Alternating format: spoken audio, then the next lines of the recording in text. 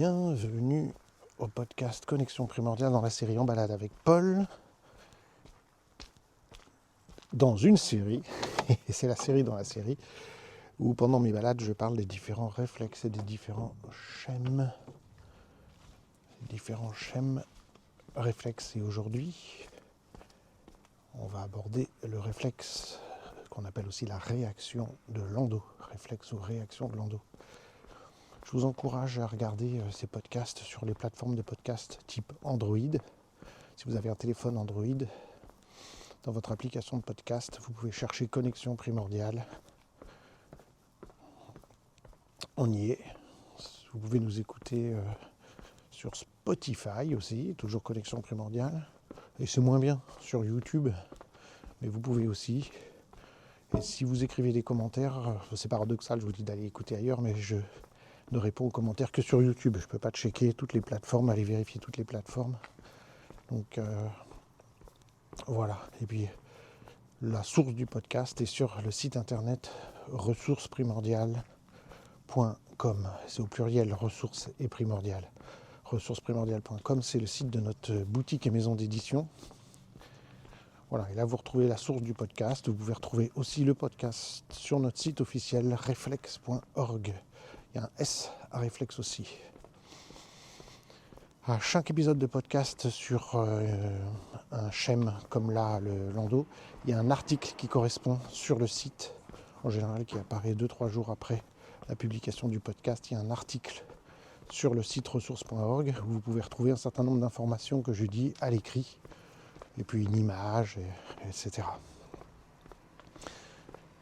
Donc aujourd'hui, je vais vous parler du réflexe de Landau, mais qu'on appelle plus justement réaction de Landau. Alors c'est un réflexe très particulier. Je vais vous redéfinir ce que c'est qu'un réflexe archaïque et un réflexe de vie, parce que le Landau, il est un peu entre les deux, justement.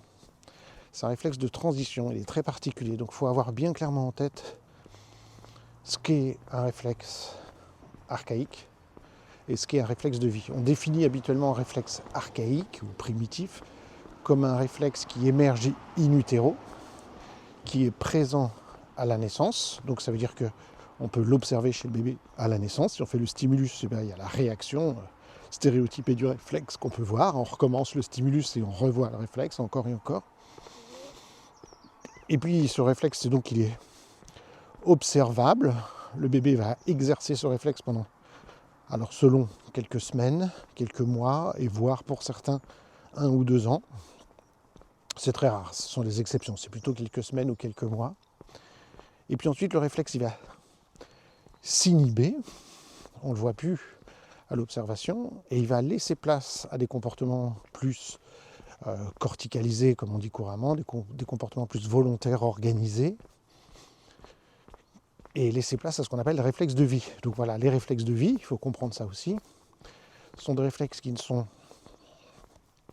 pas présents à la naissance, qui vont donc émerger après la naissance, qui vont émerger progressivement, qui vont apparaître donc, et ensuite qui ne vont plus jamais disparaître. C'est d'où le nom réflexe de vie. Ce sont des réflexes qu'on est censé garder tout au long de notre vie, et ce sont essentiellement des réflexes posturaux, mais pas que. Donc chez Peter Light, Sally Godard, ils travaillent qu'avec en tout et pour tout une quinzaine de réflexes archaïques et de vie, mais ils appellent ça des réflexes posturaux, parce que les seuls réflexes de vie, entre guillemets, qu'ils connaissent, sont des réflexes liés à la posture.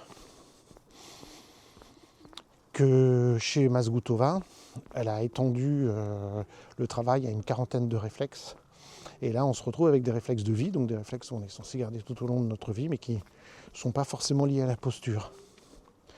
Du coup, nous on privilégie le terme de Mazgutova parce qu'on travaille effectivement avec une quarantaine de réflexes. Donc, le réflexe de vie émerge après la naissance, de plus en plus, et puis prennent le relais des réflexes archaïques qui eux vont disparaître. Et effectivement, ce sont des réflexes qu'on devrait pas tellement appeler réflexes, mais plutôt réactions, parce que ce sont beaucoup des réactions posturales. Et maintenant, aujourd'hui, on va parler du réflexe de Landau, qu'on appelle aussi réaction de Landau. Sauf que ils ne rentrent pas, et ils sont deux comme ça, lui et le réflexe tonique symétrique du cou, il ne rentre pas ni dans la définition exacte du réflexe archaïque, ni dans la définition du réflexe de vie. Pourquoi ? Parce que c'est un réflexe qui va apparaître quelques mois après la naissance, mais donc il va émerger après la naissance, qui va être exercé par le bébé pendant un certain temps, et qu'au bout d'un moment on ne voit plus. Donc il est à la fois pas un réflexe archaïque puisqu'il n'est pas présent à la naissance, mais en même temps on ne le garde pas tout au long de notre vie, donc c'est pas un réflexe de vie non plus. Donc à un moment donné j'ai dit que c'est ce qui n'est pas forcément faux, c'était comme un réflexe archaïque secondaire, non pas par son importance, parce qu'il est évidemment très important, comme tous les réflexes, mais il apparaît secondairement. C'est un réflexe archaïque à effet retard. Et c'est pareil pour le réflexe tonique symétrique du cou. Il se trouve que ces deux réflexes sont des réflexes de transition. Ils vont faire passer l'enfant de la position ventrale à la position quadrupédique pour le réflexe tonique symétrique du cou, et pour le landau, de la position justement à plat ventre à une position à plat ventre redressée en extension. Donc c'est absolument majeur. Alors justement, décrivons ce réflexe de landau. Si vous avez un petit bébé qui vient de naître et que vous voulez le mettre sur le ventre par terre, ou sur le ventre de sa mère, typiquement, d'ailleurs, il ne va pas se mettre à plat ventre où toute la face antérieure de son corps va toucher le sol, pas du tout. Le bébé il va se mettre un petit peu, je sais pas, on appelle ça souvent des petites crevettes ou quoi, il va être replié sur lui-même, exactement comme un réflexe, comme en position fétale. Il reprend la position fétale, il a ses petites jambes repliées un peu sous lui, ses petits bras repliés sur lui, voilà, il reprend la position fétale même si on le met sur le ventre, on ne peut pas le déployer encore. Il est sous l'influence des fléchisseurs, et donc il ne peut pas encore s'étendre de tout son long quand on le met sur le ventre, pas plus que quand on le met sur le dos. Il est encore sous l'influence de ce qu'on appelle le réflexe tonique labyrinthique. Donc, quand le bébé est tout petit et qu'on le met sur le ventre, il reste en position de flexion, prédominance de flexion. Et puis, au bout de quelques mois, va émerger le réflexe de landau d'abord dans la partie supérieure du corps. C'est-à-dire qu'à partir de l'âge de 2 mois, quand on va mettre l'enfant sur le ventre, il va commencer à lever un peu le haut de son corps, à faire face à la gravité en redressant le haut de son tronc. On appelle ça le landau supérieur. Alors il apparaît en général entre 2, 3, 4 mois. Je pense, ça mériterait des observations plus sérieuses avec plein de bébés, mais que c'est lié aussi au réflexe de Moro. Vous savez que le réflexe de Moro s'inhibe normalement au bout de 3 mois. Donc en fonction, puisque c'est en lien avec le contrôle de la tête, donc en fonction de à quel moment le bébé contrôle mieux sa tête et est moins soumis au Moro, le landau va prendre les commandes. Donc des bébés chez qui c'est un peu tôt, c'est 2 mois, des bébés chez qui le Moro met du temps à s'inhiber, c'est 4 mois. Mais ça resterait à prouver parce que il faudrait prouver que ce soit lié au Moro et que est-ce que un Moro qui ne s'intègre pas fait qu'un landau n'émerge pas correctement, ça resterait à prouver. J'ai pas d'études ou de recherches qui vont dans un sens ou l'autre, en tout cas à ma connaissance. Si vous en connaissez, faites-le moi savoir. Donc ça c'est le landau dit supérieur, mais quelques semaines après, quelques mois après, va apparaître ce qu'on appelle le landau global. Attention, ça n'existe pas landau inférieur. C'est landau global, c'est-à-dire qu'à un moment donné, le bébé vers plutôt 5-6 mois. Donc vous voyez, si le landau supérieur est apparu vers 2 mois, en général, le global apparaît vers 5. Si c'est plutôt le supérieur apparu vers 4 mois, le global apparaît plutôt vers 6 mois. Donc vers 5-6 mois apparaît le landau global. C'est-à-dire que quand le bébé est posé sur le ventre, il va être capable de se mettre tout en extension et de se redresser et de faire ce qu'on appelle couramment le Superman. Les papas adorent jouer à ça, à prendre le bébé sur leurs mains au niveau du ventre, ils placent les papas à leurs mains au niveau du ventre du bébé, et le bébé, il le porte comme ça, va se arc-bouter en arrière et faire Superman. Et les papas adorent se promener comme ça avec leur bébé qui fait Superman et qui tient tout seul. Pour la petite histoire, si vous avez le bébé comme ça en Superman, et j'ai une vidéo de moi qui le démontre sur YouTube, et que j'abaisse la tête du bébé, ou qu'on abaisse la tête du bébé, ses jambes vont s'abaisser aussi. Si on amène une flexion au niveau de la tête, les jambes vont aussi aller en flexion. Vous voyez, le bébé, il fonctionne en unité corporelle. Et puis on lâche sa tête, il redresse sa tête et ses jambes en même temps. Et il se remet en landau. Donc le landau, c'est un peu cette position d'extension de Superman à partir du bassin. Le bébé, c'est à partir de son ventre. Le stimulus, c'est le ventre, c'est quand le ventre est sur le sol. Et il va, à partir de son nombril, en quelque sorte, se mettre en extension. Et donc se redresser. Vous imaginez à quel point c'est important pour le bébé. Il y a plein de choses qui se passent au niveau du landau. Premièrement, qu'est-ce qu'on peut dire ? C'est que le bébé, avant, il était soumis à la gravité par ses fléchisseurs, il ne pouvait pas s'affranchir de la gravité, et puis il prend le contrôle progressivement de sa tête, et c'est sa première mission, dit Sally Godard, première mission du bébé, prendre le contrôle de sa tête, et puis après, deuxième mission, c'est les extenseurs. Donc les extenseurs, ça va être majeur pour sortir de cette position fétale, où le bébé est refermé sur lui-même du fait qu'on s'est développé comme ça, on a grandi comme ça dans le ventre de notre mère. Donc évidemment, si on ne veut pas rester refermé sur nous-mêmes toute notre vie, il va falloir aller vers de l'extension. Ce qui nous permettra de nous asseoir, ce qui nous permettra de nous mettre debout et de marcher. Donc c'est essentiel, le petit d'homme est programmé, le petit d'humain est programmé pour aller vers l'extension. Et ça, c'est grâce au réflexe, parce que dites-vous bien que si on demandait l'avis du bébé, il voudrait certainement rester en position fétale, lové et chouchouté toute sa vie et ne jamais sortir du ventre de la mère. Mais des réflexes disent non, t'es un petit homme, il va falloir que tu ailles marcher, et pour ça, il va falloir que tes extenseurs s'activent. Et un des schèmes responsables de ça, c'est le schème du landau, c'est le réflexe du landau qui travaille ses extenseurs. Mais concomitamment, il va se passer plein de choses. Parce que quand le bébé est soumis à la gravité, sa tête, elle est sur le sol. Quand il va faire ce mouvement de landau, il va redresser son tronc, libérer ses mains devant, libérer ses jambes derrière. Il va pédaler dans le vide derrière avec ses jambes, mais il libère ses mains devant et il soulève sa tête. Mais à ce moment-là, son regard va s'horizontaliser. Avant ça, son regard était vers le sol et il ne pouvait voir que le sol, mais quand le landau s'active vers 2, 3, surtout ça commence au landau supérieur, vous vous rappelez, vers 2, plutôt 3 mois ou 4 mois, il va pouvoir redresser sa tête pour aller facilement regarder au loin devant lui. Donc ça veut dire quoi ? Il commence à mettre en place une vision binoculaire en regardant au loin. Il commence à explorer son espace visuel, à éloigner sa fixation visuelle, ses fixations visuelles. Donc ça, c'est hyper important. Et ça va changer énormément de choses au niveau émotionnel. Vous vous rendez compte entre je suis soumis à la gravité, je suis écrasé au sol, à je peux me mettre en extension, me redresser de tout mon corps, faire une belle extension, redresser ma tête, regarder autour de moi, et je vais me mettre à communiquer plus avec les autres. Donc on va créer une dimension de communication bien plus vive.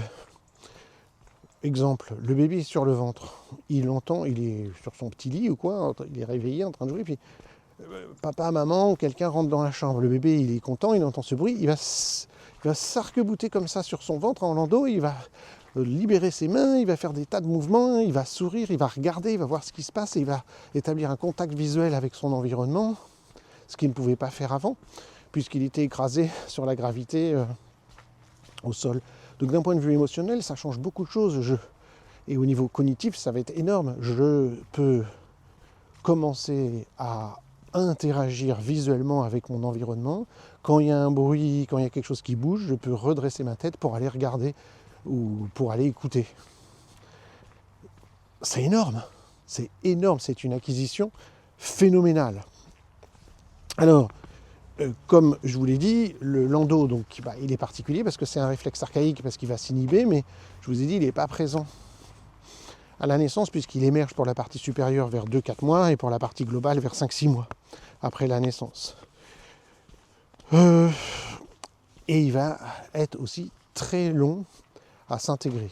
Quand on dit très long à s'intégrer, ça veut dire que le bébé va en avoir besoin longtemps avant de pouvoir le laisser de côté. C'est ça que ça veut dire très long à s'intégrer. Ça ne veut pas dire qu'il pose problème, ça veut dire que je vais en avoir besoin longtemps de cet échafaudage. Les réflexes, j'aime bien les voir comme des petits échafaudages. Ou comme des béquilles nécessaire à un moment donné. Puis l'humain c'est compliqué, il y a plein de béquilles, cette béquille-là je dois la garder assez longtemps pour prendre confiance en moi. Bah oui, en fait il va durer on dit souvent jusque plus d'un an, 2 ans et demi à peu près.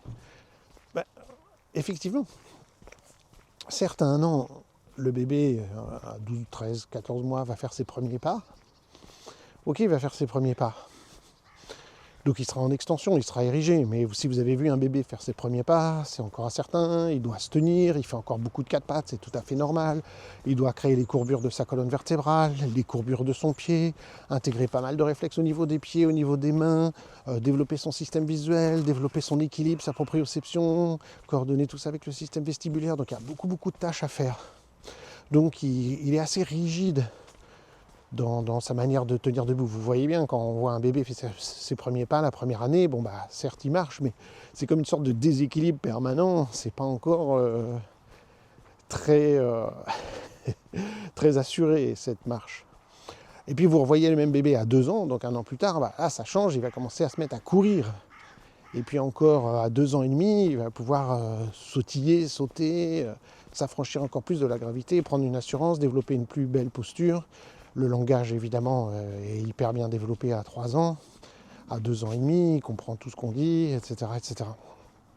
Donc, à ce moment-là, s'il a eu beaucoup d'expérience de marche, de course, de saut, de grimper, à 2 ans et demi, il n'a plus besoin du landau et c'est une bonne chose qu'il s'en débarrasse, si je puis dire, parce que le landau donne une certaine extension, qu'on voit très bien chez les bébés qui se tiennent bien droit, bien en extension, même quand ils sont assis, une très belle extension. Mais dans la vie, il faut pouvoir aussi relâcher, détendre et se mettre en flexion, si nécessaire. Faire des roulades, par exemple. Il ne pourra pas faire de roulades s'il reste coincé dans son landau, parce que vous ne pouvez pas faire une roulade si votre dos il reste tout en extension. Pour faire une roulade, il faut que la tête aille en flexion et tout le corps parte en flexion. Une galipette. Et l'enfant ne pourra pas faire de galipette s'il a son landau qui est toujours présent. Alors, Masgoutova aime bien appeler ce réflexe, le réflexe, elle l'appelle comme ça dans ses cours, elle l'appelait comme ça dans ses cours, le réflexe de la joie et de la bonne humeur. Pourquoi ? Vous avez le bébé qui est posé, comme je vous ai dit, là, dans son lit ou au sol, et puis vous rentrez dans la pièce. Il est tout content.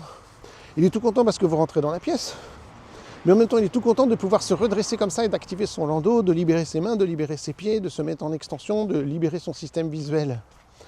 Et on voit, il manifeste sa joie et sa bonne humeur. Et chez les humains, la joie et la bonne humeur est toujours associée à l'extension. Alors que la dépression et la tristesse est associée à la flexion. Si vous êtes debout et que vous marchez, que je vous dis faites la personne triste ou déprimée, vous allez tout de suite vous voûter, vous mettre dans une position de tristesse, quand on est triste, quand on est déprimé, on est avachi. Enfin, avachi, c'est quand on est mal assis, mais vous voyez, on se referme sur soi-même comme si on était avachi. En revanche, si on est joyeux, si on a gagné, si on a fait une bonne performance au sport ou si on est amoureux, c'est le contraire qui se passe. On est bien grand, on est ouvert, on est en extension. Si vous regardez à la sortie d'un match de foot, entre les supporters de ceux qui ont gagné et les supporters de l'équipe qui ont perdu, vous allez tout de suite voir dans la posture qui est supporter de qui. Même chose pour les joueurs, évidemment. Dans la posture, vous allez avoir la joie, on a gagné avec de l'extension, et on a perdu avec de la flexion et du repli sur soi-même. Et donc, c'est pourquoi Masgoutova l'appelle le réflexe de la joie et de la bonne humeur, et c'est très, très important. Et je peux vous dire déjà quelque chose de hyper important. Masgoutova a mis en évidence, et je peux vous le confirmer dans mon expérience en 30 ans de cabinet, je n'ai jamais vu quelqu'un qui vient me voir, qui dit qu'il est dépressif ou qu'il est triste ou quoi que ce soit, qui arrive correctement à faire un landau. Qu'est-ce que je veux dire ? Je ne suis pas en train de dire que c'est à cause du landau, parce que comment ça se passe ? On peut imaginer 2 cas de figure. C'est ce que la science pourrait éclairer. Ce serait très compliqué, c'est quasiment impossible de faire ce genre de recherche. Mais imaginons ça. Imaginons un bébé qui n'a pas pu, pour des raisons X ou Y, intégrer son réflexe de landau petit. On peut imaginer que du coup, il va développer une posture plus en flexion sur lui-même, donc avec un manque d'extension. Donc il va avoir tendance à plus se refermer sur lui-même posturalement. Il va être vu comme quelqu'un qui est plus refermé, ou plus triste, ou plus dépressif. Et lui-même peut entraîner un comportement dépressif. On a mis ça en évidence par plein d'études scientifiques. Une étude scientifique qui met le lien entre posture et émotion, qui établit ce lien. Alors il y a eu plusieurs études. Celle que je connais, qui est bien connue et considérée comme sérieuse, c'est on demande aux gens soit de tenir un crayon en avant de la bouche, soit de tenir un crayon avec l'arrière des commissures des lèvres. Soit le crayon est au bout ou plutôt enfoncé. Vous dites comme ça, bon, ok. Donc on fait des groupes de gens, crayon tenu par le bout du crayon, par les lèvres, et puis l'autre où il est plus enfoncé dans la bouche, il est mis transversalement et il touche les commissures des lèvres. Et on regarde ce que ça fait chez les gens, dans le cerveau ou dans les hormones, etc. Aussi surprenant que ça puisse paraître, ça change les choses au niveau de l'humeur. Pourquoi ? Parce que quand on tient du bout des lèvres, c'est un peu comme si quand on boude, ça reproduit ça au niveau de la bouche, alors que si le stylo est calé transversalement bien au niveau des commissures des lèvres, ça imite un sourire. Ça nous oblige à faire une sorte de grimace de sourire. Ça a l'air de rien du tout. Eh bien ça peut se voir, les chercheurs peuvent savoir en regardant le scanner ou un certain nombre de paramètres biologiques que la personne est en train de sourire ou de ne pas sourire. Alors qu'on n'a pas demandé, évidemment, vous comprenez qu'il y aurait un biais si on demandait aux gens penser à quelque chose de gai ou penser à quelque chose de triste, de joyeux ou de triste, ça affecte les ondes cérébrales, c'est logique. Mais c'est pas du tout ce qu'on a demandé, c'est tenir un crayon comme ci ou comme ça, dans une mimique qui fait faire la moue, bouder, ou une mimique qui fait sourire, sans que l'émotion associée soit demandée de ressentir à la personne, qu'on lui demande de ressentir ça. Donc on demande juste l'acte physique. Et on voit que ça change les choses au niveau cérébral. Donc c'est bien la preuve que nous savons très bien que la posture a un reflet sur nos émotions. Et vice-versa, évidemment. Une émotion nous fait prendre une certaine posture. Mais ce que je suis en train d'expliquer, c'est de dire qu'on peut imaginer. Je n'ai pas dit que c'était vrai, je n'ai pas dit qu'on a des preuves scientifiques qui viennent étayer ça de manière formelle. Mais on peut imaginer que si quelqu'un, pour des contraintes de réflexes non intégrées de la petite enfance, n'a pas pu intégrer en particulier son landau, qui garde une posture type dépressive, une posture type refermée sur soi-même, et qu'il finisse par ressentir ça et ne pas pouvoir exprimer la joie plus assez facilement, l'extension, le sourire, etc. Donc il va être plus refermé. Donc vous comprenez que on peut imaginer que donc quelqu'un qui n'aurait pas eu accès à cela développe plus de choses au niveau émotionnel liées à ce qu'on a communément dit négatif, tristesse ou des choses comme ça. Mais maintenant, attention, on peut imaginer complètement un autre scénario. On peut imaginer quelqu'un qui a bien développé ça dans l'enfance, aucun problème du point de vue de l'intégration du landau, tout va bien dans le meilleur des mondes. Et puis plus tard dans la vie, j'ai des décès, j'ai des souffrances, j'ai des choses qui vont pas bien, et puis que je me retrouve tout d'un coup en dépression, ou triste, ou quoi que ce soit. Forcément, ça arrive à tout le monde. Mais si c'est chronique, ou si c'est particulièrement fort, en fonction bien sûr de l'intensité, mais de la réaction de chacun, et de comment il a créé des attachements petits, etc., etc., etc., et bien ça peut finir par déséquilibrer le réflexe. Donc est-ce qu'on peut dire le réflexe pas intégré prédispose les gens à être plus tristes ou dépressifs, mais est-ce qu'on ne peut pas dire aussi, c'est ça qu'on dit corrélation ou cause, etc.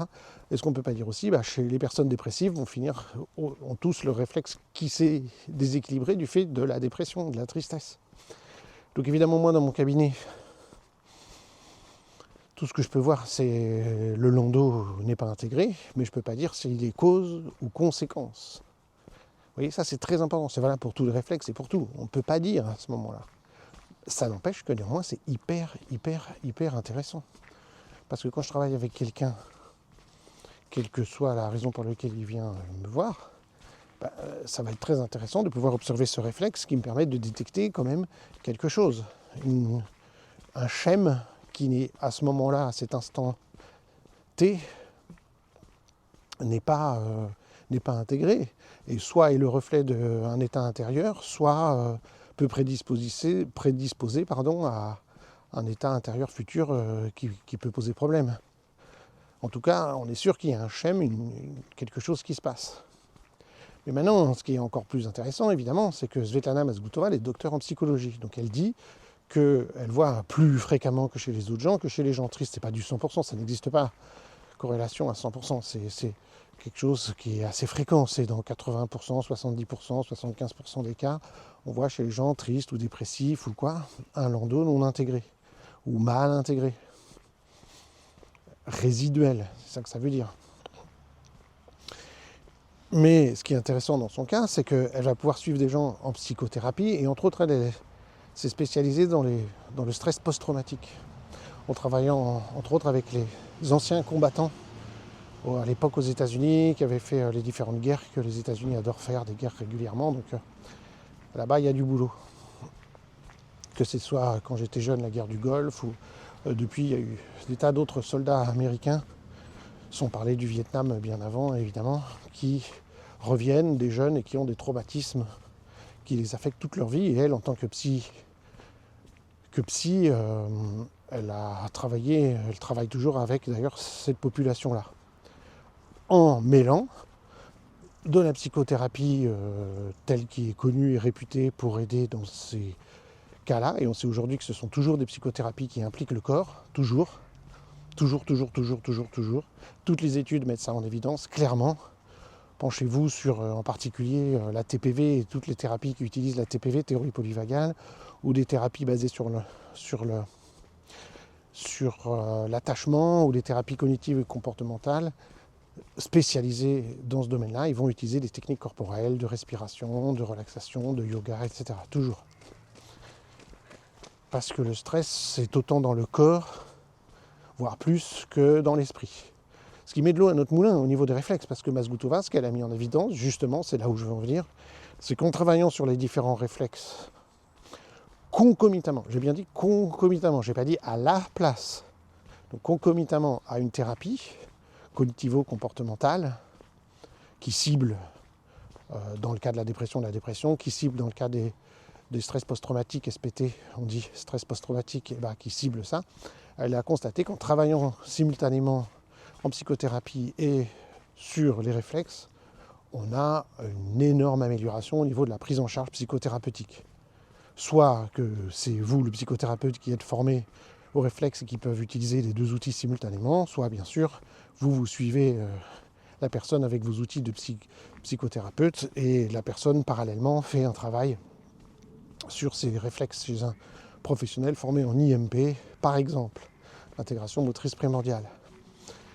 Et ça, c'est hyper important, parce qu'elle a mis bien ça en évidence, et elle a fait plusieurs publications sur le sujet, et en particulier, elle a mis en évidence que chez les personnes tristes ou les personnes dépressives, on avait des réflexes de Landau plus actifs que dans le reste de la population, et qu'en travaillant sur ces réflexes de Landau, on avait une amélioration. Donc ça, c'est hyper important. Ça ne dit toujours pas que c'était le Landau qui était la cause, mais qu'en travaillant ce schème, on aide à sortir de cet état-là. Vous voyez, c'est extrêmement important. C'est extrêmement important de connaître ça. Alors évidemment, là, je viens d'évoquer brièvement le stress post-traumatique, ça vous intéressera. De savoir que Mazgutova, évidemment, elle ne se contente pas jamais de toute façon de travailler sur un seul réflexe comme le Landau. Dans le stress post-traumatique, vous imaginez bien qu'il y a du Moro, du RPP, de l'agrippement et des dizaines de réflexes, au moins une dizaine de réflexes qui sont impliqués. Alors dans ses travaux, elle a mis en évidence que c'était plutôt tel ou tel, et elle sait qu'en travaillant avec les personnes atteintes d'un syndrome de stress post-traumatique, il y a tout un tas de, comment on pourrait dire, un groupe de réflexes qu'on va travailler de manière privilégiée. Ça, c'est important de savoir ça. Donc, qu'est-ce qu'on peut dire sur ce réflexe ? Quand même, c'est un réflexe qui va activer deux dimensions à la fois. La dimension au bas du corps, puisque le Landau, c'est surtout dans la phase Landau globale, je vais soulever le haut par rapport au bas du corps. Donc c'est cette différenciation centrage au bas du corps qui est très importante, mais en même temps, c'est un mouvement très très fort dans l'axe antéro-postérieur, sagittal, où le bébé travaille ses extenseurs. J'en ai beaucoup parlé. Et de fait, ce réflexe va fortement travailler avec le fameux réflexe de Pérez. J'ai fait un épisode sur le réflexe de Pérez, écoutez-le, il y a des choses très intéressantes à savoir ici. Et elle prétend que le réflexe de Pérez, enfin elle avance, elle prétend, elle avance, que le réflexe de Pérez et le réflexe de Landau participent au bon fonctionnement de ce qu'on peut appeler le système crânio-sacré ou de la pompe crânio-sacrée, qui est bien connu des ostéopathes, avec tout ce qui est la circulation du liquide céphalorachidien entre le crâne et le sacrum, dans la dure mère, enfin dans les méninges, qui est hyper important, et que souvent quand vous allez chez les ostéopathes, ils vont travailler au niveau du crâne, travailler au niveau du sacrum, parce qu'ils s'intéressent beaucoup à cette circulation crânio-sacrée, à cette pompe crânio-sacrée. Et elle qui a travaillé aussi dans son centre quand elle faisait ses recherches, quand moi je l'ai connue, c'était en Pologne, et dans son centre, elle travaillait avec des ostéopathes spécialisés en crânio-sacré en particulier, des thérapeutes crânio-sacrés donc.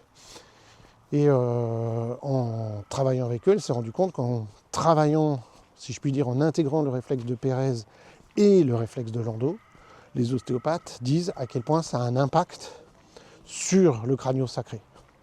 Vous voyez, je viens d'indiquer que c'était important pour les gens qui, par exemple, psychothérapeutes, de connaître des choses sur les réflexes comme le réflexe de Landau, mais c'est tout aussi important pour les thérapeutes manuels de connaître des choses sur les réflexes, parce que ça a un peu impacté la structure corporelle, ici, crânio-sacrée. Donc ça, elle avance ça. Moi, je l'ai constaté en travaillant avec des ostéopathes. On a souvent eu ce retour-là d'ostéopathes qui disaient au niveau crânien, je sens qu'il y a des blocages, j'emploie leurs mots, et que leurs techniques ont du mal à agir dans certains cas, et qu'après d'avoir travaillé les réflexes qui correspondent, donc le réflexe spinal de Pérez et le réflexe de Landau, ils disent à quel point tout d'un coup en ostéopathie ça lâche, ça se libère, ça s'intègre, je ne sais pas comment ils disent les ostéopathes.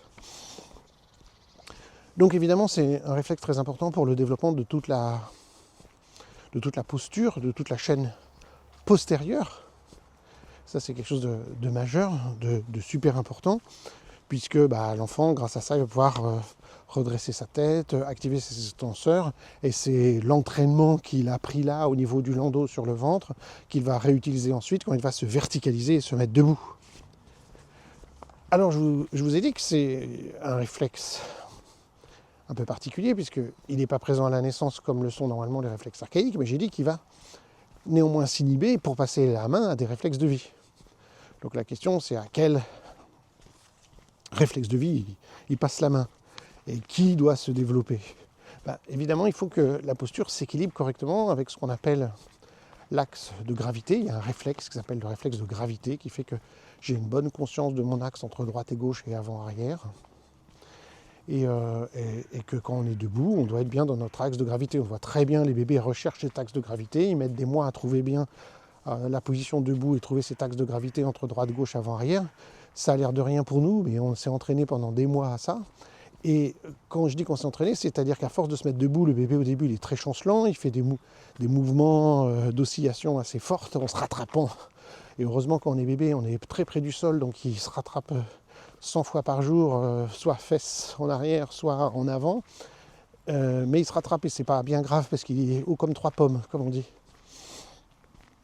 Et évidemment, ce ne sera plus du tout la même rigolade quand on aura 80 ans, n'est-ce pas ? Et donc pour ce faire, le bébé il va mettre en place ce qu'on pourrait appeler des... Alors je ne suis pas posturologue, je ne suis pas podologue, mais il va organiser ces différentes chaînes stabilisatrices, je ne sais pas si c'est le mot consacré, pour tenir debout, entre avant-arrière et droite et gauche, bien entendu. Tout ça doit se fonctionner correctement. Et en fait, il y a un certain nombre de muscles, qu'on pourrait appeler peut-être des muscles posturaux. Bon, les muscles, ils sont dynamiques ou posturaux, mais ils peuvent passer de l'un à l'autre. C'est-à-dire, dans certains cas, un muscle me sert pour me stabiliser, et dans d'autres cas, pour me propulser. Là, par exemple, puisque je suis en train de marcher, mes muscles du mollet se contractent pour me faire avancer, avec les ischio-jambiers qui se contractent d'une certaine manière, etc. Si je m'arrête de marcher et que je tiens debout pour être immobile et discuter avec quelqu'un que je rencontrerai sur le bord de la route, avec qui je veux échanger, ces muscles-là, ils ne vont pas s'éteindre d'un coup, sinon je tomberai, mais ils vont s'activer différemment pour me faire tenir debout. Et évidemment, si vous regardez quelqu'un qui tient debout, il y a toujours des micro-oscillations, des petites contractions entre la droite, la gauche, le devant, le derrière, pour qu'on tienne. C'est toujours un équilibre instable. Mais ces oscillations devraient être extrêmement minimes. Alors sachez que les podologues, en particulier les posturologues, ils ont des plateformes de stabilométrie, c'est-à-dire une plateforme où vous vous mettez debout dessus et on regarde comment est réparti le poids du corps entre droite et gauche, entre l'avant-pied et l'arrière-pied, et ils peuvent voir des choses extrêmement infimes de comment vous vous placez, et puis ils peuvent voir aussi les pendulations, je ne sais pas comment on dit, les pendulations, comment ça pendule, comment vous bougez ou pas, vous êtes stable ou pas dessus. Évidemment, enfin pas évidemment, mais si on perd un peu en proprioception, si on manque d'entraînement, ce qui est couramment le cas quand on vieillit, qu'on se retrouve à la retraite et qu'on se met à bouger moins, eh bien ces oscillations deviennent de plus en plus grandes. Et donc évidemment, on est de plus en plus instable et on a de plus en plus de risques de perdre l'équilibre. C'est pourquoi il est très important de faire de la prévention. Et par exemple, on a mis en évidence que les personnes âgées qui font du tai chi ou des activités comme ça, gardaient une meilleure proprioception et donc avaient moins de chutes. Et en plus, on a vu qu'ils avaient des meilleures compétences cognitives. Pour moi, c'est totalement associé. Si ma posture fonctionne mieux, mon esprit, mon cerveau est plus libéré pour la concentration, pour la mémorisation, etc. Et plus une personne âgée a des troubles proprioceptifs, plus il va avoir des troubles cognitifs.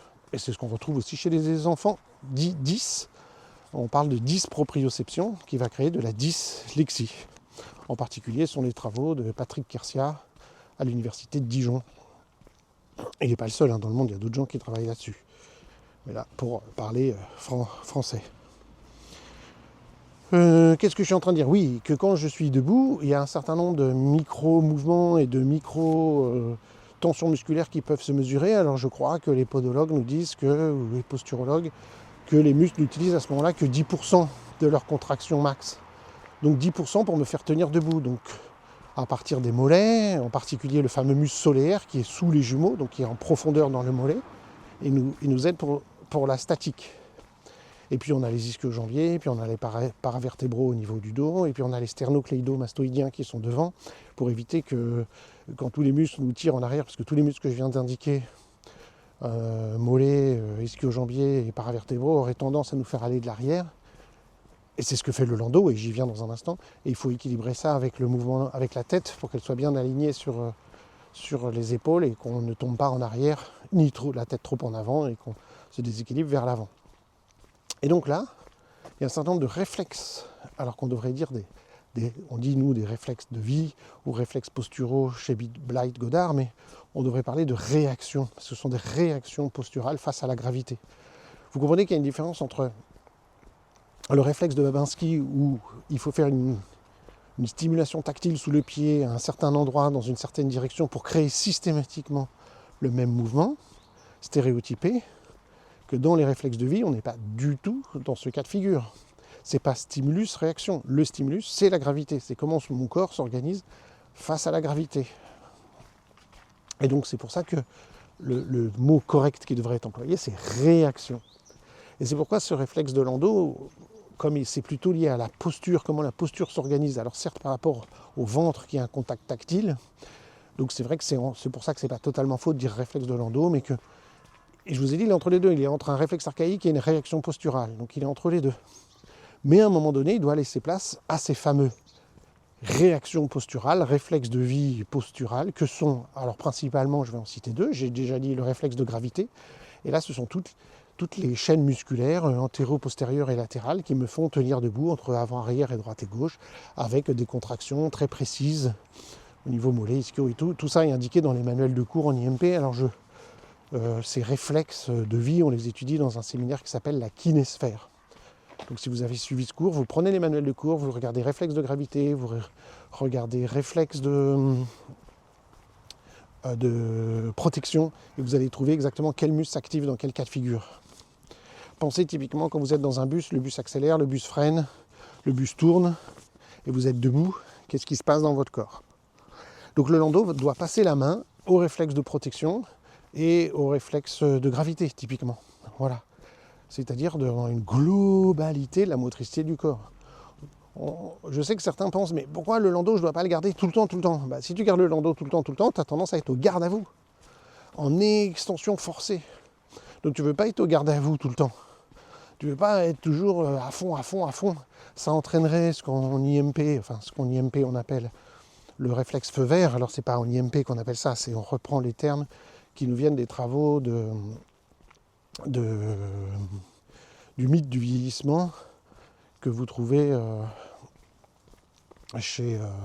voilà, son nom m'échappe, évidemment ça va me revenir tout à l'heure, mais dans le mythe du vieillissement, il parle bien de réflexe feu rouge, feu vert, et on étudie ça dans le stage au cœur du mouvement, ACDM, et c'est très important. Et si j'ai un excès de landau, je vais être plutôt en feu vert, le corps qui fonce toujours, tiré en arrière, regarde à vous, oui chef, bien chef, qui peut amener à du burn-out éventuellement. Et au contraire, si le landau serait sous-activé, parce qu'il peut l'être évidemment, comme tout réflexe, eh bien, à ce moment-là, je n'ai pas assez d'extension. La gravité gagne du terrain et je vais plutôt m'affaisser en avant dans un réflexe type feu rouge, plutôt voûté sur moi-même, refermé sur moi-même. Et je vous l'ai dit, position caractéristique qu'on va retrouver chez les gens quand ils sont tristes ou dépressifs. Donc ça, c'est hyper important. Que mon réflexe de landau soit bien intégré, ni hyperactif, ni hypoactif, et donc intégré. Il doit être intégré. Parce que beaucoup de gens pensent, non, c'est un réflexe de vie, il doit toujours être là. Il doit toujours être là à minima, comme tous les autres réflexes, en cas de besoin. Mais pas actif en permanence et qu'on soit au garde à vous en permanence. Cela étant dit, alors, c'est un peu compliqué. Notre culture, c'est compliqué. Les Français, par exemple, on a tendance à dire que c'est pas faux, c'est des vrais râleurs. Et on trouve beaucoup de gens qui sont en dépression et donc qui ont un landau sous-actif en quelque sorte. Le landau n'est pas intégré mais hypoactif, donc je suis affaissé sur moi-même et j'ai tendance à être râleur, dépressif, des trucs comme ça. Éventuellement, ça entraînera de la tristesse, etc. Râleur et dépressif, c'est deux choses différentes, mais vous avez compris l'idée. Alors on pourrait dire on trouve souvent un landau pas assez actif. Mais pourquoi j'ai dit que c'est compliqué? Parce que de nos jours, les valeurs de notre société nous disent qu'on ne doit jamais, jamais, jamais s'arrêter. Au travail, tout le temps, tout le temps. Les réseaux sociaux, tout le temps, tout le temps. Les SMS, tout le temps. Les notifications, tout le temps, tout le temps. Et on retrouve énormément de gens aujourd'hui qui, vous savez très bien qu'il y a 20 ans, on ne parlait pas de ce fameux burn-out. On ne connaissait même pas le mot. Aujourd'hui, c'est à la mode. Burn-out, burn-out. Ça veut dire quoi? Ça veut dire épuisement. C'est-à-dire que je ne m'accorde plus aucun temps de repos. Je fonce sans arrêt. Jusqu'à la rupture totale. Burn-out, c'est crash. Et on sait, dans le monde de l'entreprise, on trouve ça. Mais nous aussi, on ne s'arrête plus, on n'arrive plus à dormir. Les notifications, les réseaux, sans arrêt, il faut être au taquet. Éventuellement, au boulot, ils nous contactent grâce à nos téléphones, comme un bracelet électronique sans arrêt. Des questions, des machins, au fait, c'est peut-être samedi, c'est peut-être dimanche, c'est peut-être le soir, tac, tac, tac, qu'est-ce que tu as fait, le dossier, truc. C'est une catastrophe. Donc on va se retrouver là avec des gens qui ont parfois un landau qui est hyper actif, il ne faut pas que je m'arrête, il ne faut pas que je m'arrête, il ne faut pas que je m'arrête.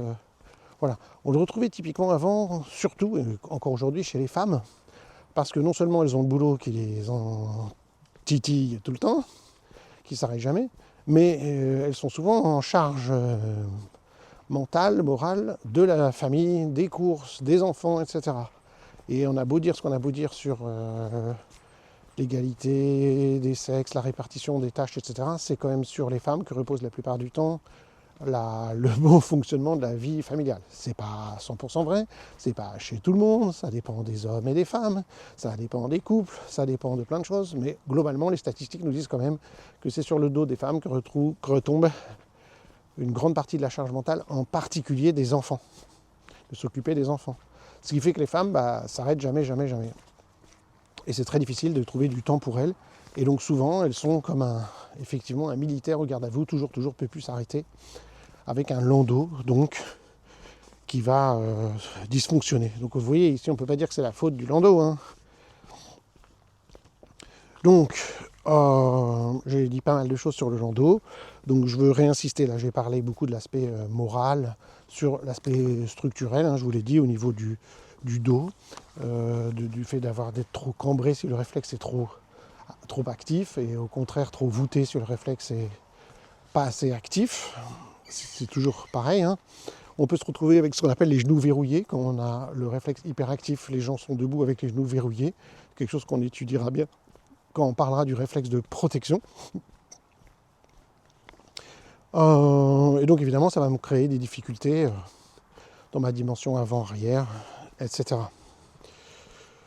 Alors, d'un point de vue purement médical, hein, je ne l'ai pas dit, mais d'un point de vue purement médical, hein, si un enfant de 6 mois ne développe pas du tout de l'endo, c'est souvent associé à quelque chose qu'on voit dans les infirmités motrices cérébrales, hein, ou à une maladie grave qui affecte le système nerveux, c'est-à-dire le bébé ne peut pas aller vers l'extension.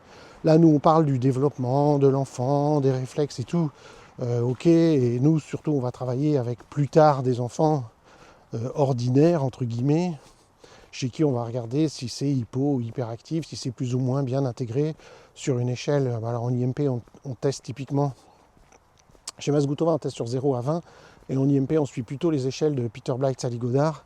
Donc c'est une échelle de 5 points, de 0 à 4. Donc sur 5 points, 0, on voit rien du tout, le réflexe est 100% intégré, et 4, on voit l'expression totale du réflexe, 0% d'intégration. Donc ça fait bien une échelle sur 5 points, de 0 à 4. Et voilà, nous c'est ce qu'on fait, et puis on interprète en fonction de la raison pour laquelle la personne vient nous voir, et puis on donne des petits mouvements et tout.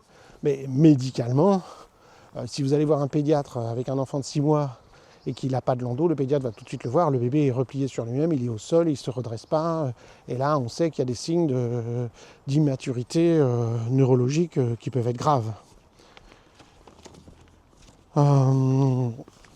Voilà, alors évidemment, c'est très important ce réflexe d'extension, hein, pensez au bébé qui est sur le ventre, parce qu'il va permettre de se coordonner, enfin il va se coordonner avec les réflexes au niveau du cou, comme le fameux RTL, comme le réflexe tonique symétrique du cou, comme le réflexe tonique asymétrique du cou, j'ai déjà parlé du Moro.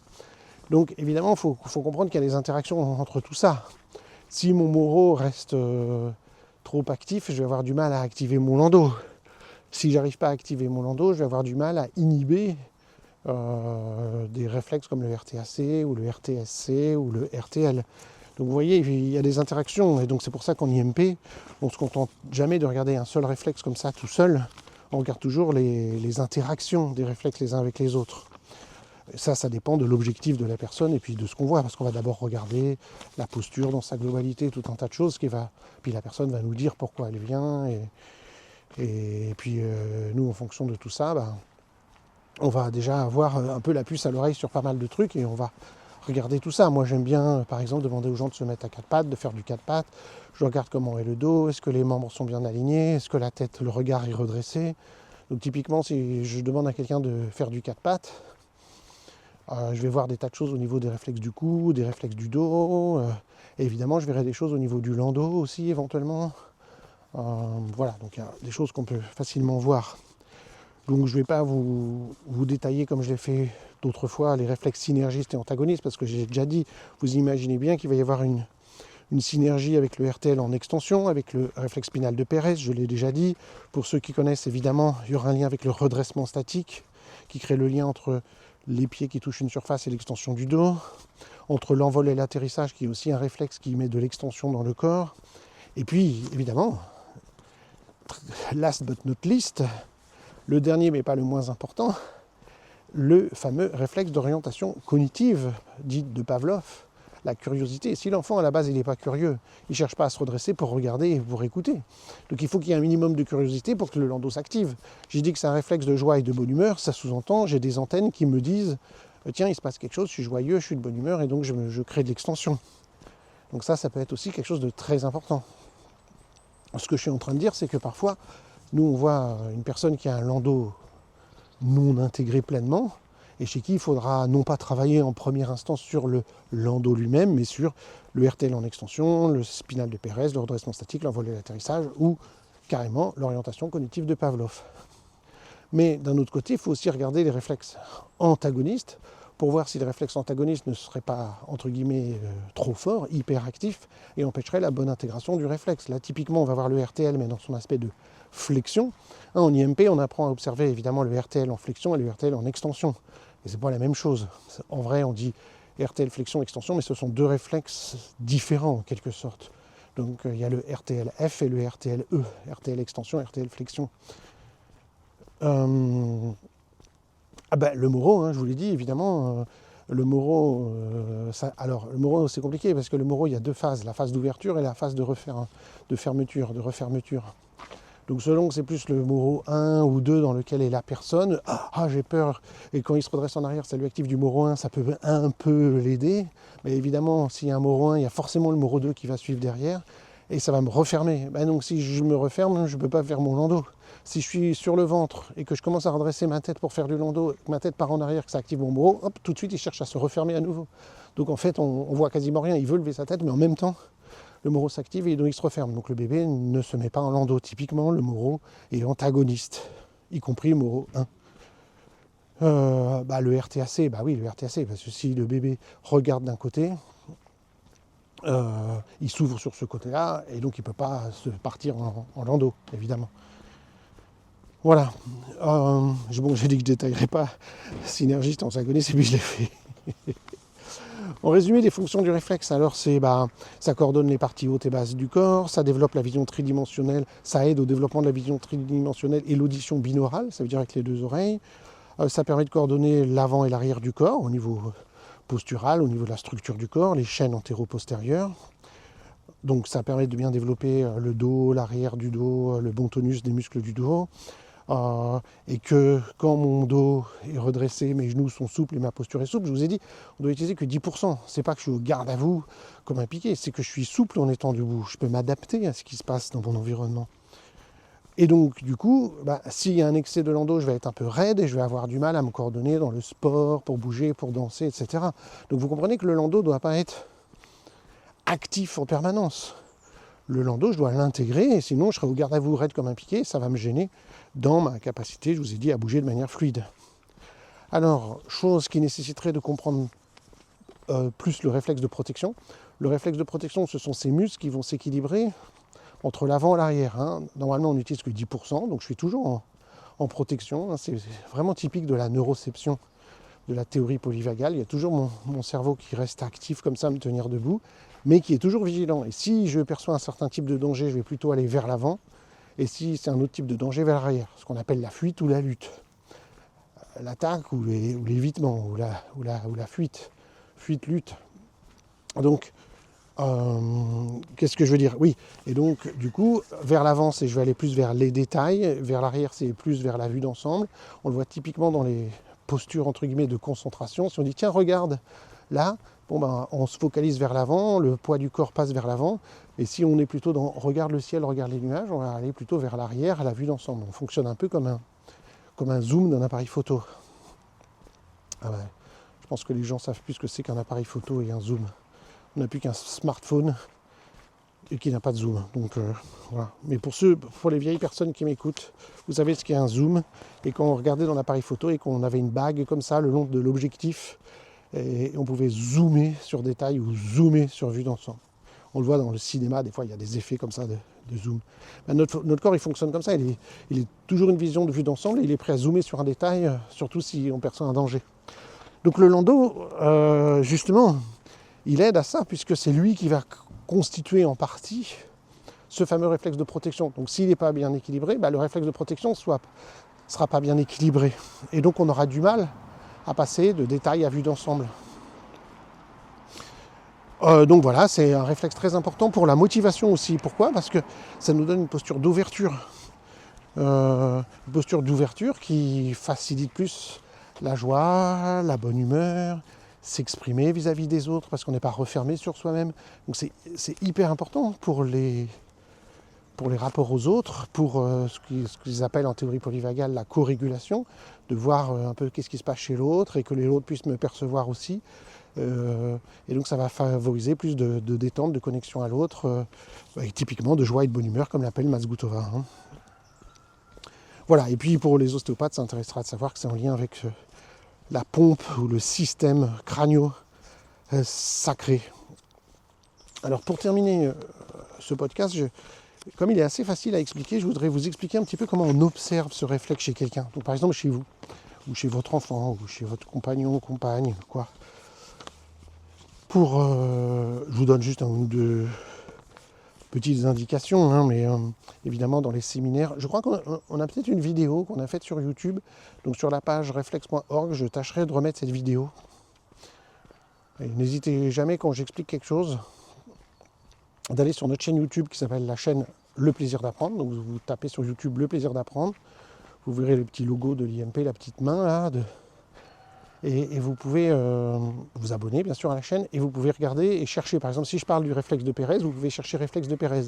Il y a de fortes chances que vous voyez une vidéo qui montre comment on observe le réflexe et une vidéo qui donne des mouvements, des exercices, des activités pour participer à l'intégration du réflexe, puisqu'on a fait quasiment des vidéos à chaque fois pour les deux, c'est-à-dire et pour l'observation et pour le remodelage, le renforcement. Évidemment, c'est sans commune mesure avec les vidéos qu'on a dans la formation hybride et dans l'espace numérique auquel les gens ont accès, où là vous avez tous les détails des observations de base, des observations complémentaires et des remodelages très précis et tout. Évidemment, ce travail n'a rien à voir. Ce qu'on montre sur YouTube, ce sont les choses qu'on donne aux gens à faire à la maison. Et à la base, si j'avais fait ces premières vidéos, c'était pour montrer aux gens, avant la généralisation des smartphones. Pourquoi ? Parce que souvent maintenant les gens dans les séances individuelles, ils vont filmer ce qu'on leur montre à faire à la maison. Mais là, on a fait sur YouTube des séances typiques réflexe par réflexe. Et donc vous pouvez voir l'observation et le remodelage. Donc n'hésitez pas à chaque fois sur notre chaîne YouTube, profitez-en pour mettre des, je sais pas quoi, des pouces vers le haut, des cœurs et vous abonner. Hein. Donc typiquement pour observer le réflexe de Landau, c'est très facile. C'est un des plus faciles, c'est pour ça que je peux le décrire à l'audio. On demande aux gens de s'allonger sur le ventre. Alors, on peut pas s'auto-observer, enfin, on peut s'auto-observer soi-même, vous allez ressentir pas mal de choses. Mais des fois, on ne se rend pas compte de ce qu'on fait, donc c'est mieux d'avoir une personne extérieure ou demander à quelqu'un de nous filmer. Ou vous filmez avec votre appareil que vous posez sur quelque chose. Vous allongez sur le ventre, la tête dans les bras. Donc les bras devant vous, la tête repose sur les bras, mais non, pas sur les bras de part et d'autre de la tête. Un peu comme Superman, mais Superman qui pour l'instant est au repos, les jambes sont au sol. Donc vous êtes allongé sur le ventre, les bras, comme si vous plongiez en quelque sorte de la piscine, sauf qu'il faut être tout détendu au sol, les bras devant. Donc la tête entre les bras. Et puis ce qu'on vous demande, ou ce que vous demandez à la personne, c'est lentement, c'est important, lentement, je voudrais que tu relèves ta tête pour regarder devant toi et tes bras aussi. Donc tu décolles du sol ta tête et tes bras. C'est ça qu'on demande. Vous ne demandez rien d'autre. L'instruction, c'est décolle tes bras et ta tête du sol. Si le landau est bien intégré, la personne va lever ses bras et sa tête du sol avec une amplitude relativement modérée, c'est-à-dire pas hyper élevée mais moyenne. Évidemment, il faut savoir ce que c'est que moyenne, mais elle n'est pas juste au ras du sol. Elle est quand même capable de se lever d'une dizaine, vingtaine, trentaine de centimètres selon les gens. Et pendant ce temps-là, vous regardez les jambes. Les jambes devraient rester détendues au sol. Il ne doit pas y avoir de contraction, il ne doit pas y avoir de mouvement parasite et surtout, il ne doit pas y avoir les jambes qui se décollent.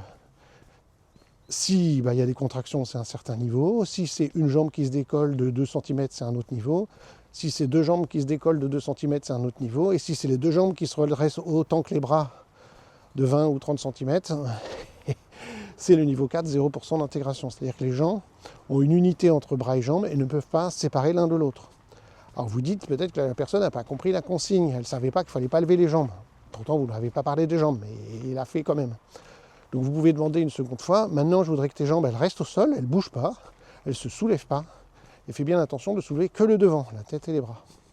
Vous allez vous apercevoir de l'une ou l'autre chose, qui est soit à ce moment-là la personne, il n'arrive pas, c'est-à-dire elle n'arrive pas à se décoller parce que comme les jambes restent au sol, ils ne peuvent pas lever en haut, soit il lève en haut mais ça lève aussi en bas.